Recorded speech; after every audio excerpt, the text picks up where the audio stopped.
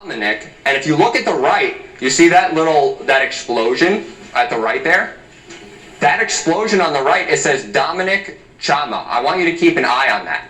You see that? So what happened is, if you look at the last sentence in the first paragraph, it says, the Thor missile was used to lift warheads into near space to conduct high-altitude nuclear explosion tests. These shots were collectively called Operation Fishbowl. So what happened was the government, when they started making missiles that were powerful enough that they thought they could break through the sea of glass, they, during the Cold War, used the Cold War as a tactic for exploding high-altitude missiles to try and break through what they already knew was the dome on the Earth. And I'm going to prove all this to you that the government has always known that the Earth is flat. It lies to us through TV, through the media, through movies. It makes you believe the world is a spinning ball hurtling through space like a marble. But they even called it Operation Fishbowl. Like, does that not make you feel anymore like you're in a flat Earth with a bowl on top? They called it Operation Fishbowl, and it was to shoot missiles into space because they thought they had the power to finally break through the firmament. And actually what happens, if you read the rest of the article, these missiles would hit up at a certain altitude, and then light would shine all the way to the other hemisphere. And the reason that was is because they were hitting that glass, and the glass was reflecting it all the way across the sky. It's not some globe Earth where they're just trying. Why would they just shoot a missile in the air to see how high it can blow up? Like, are they just playing with rubber bands? Like, they're doing it for a reason, and they called it Operation Fishbowl for a reason. And also, their original name was Dominic Chama, and if you see on your packet, it goes, I describe what Dominic Chama actually means.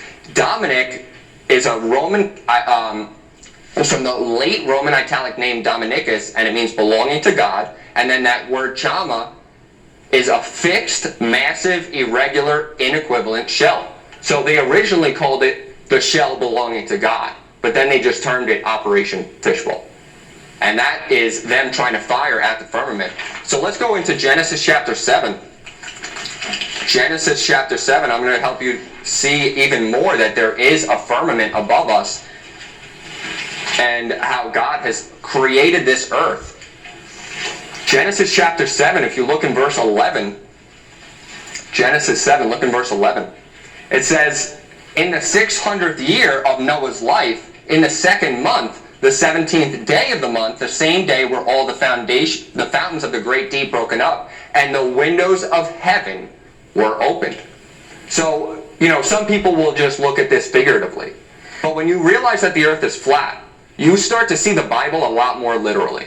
Everything starts to be more literal. Yeah. Stars falling to the earth, the sun and the moon being within the firmament will make a lot more sense when we start going over how the sun and the moon circulate the earth, not the other way around. We do not circle the sun.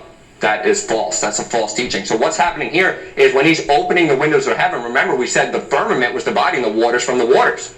So when he's opening the windows of heaven, what is coming down? The waters that he had divided. That's how he's able to flood the entire earth. How do you flood a ball earth that's spinning like a tennis ball? Have you ever seen a wet tennis ball and you throw it and all of the water comes off of it as it's spinning? Well, they say the reason that the water doesn't leave the earth is because of gravity. But if gravity is strong enough to hold in trillions of tons of water to the earth, but a balloon can fly, a bird can leave the earth at any point, you don't have to feel like you're being pulled down at every second, but trillions of tons of water are held to the earth. Does that make any sense?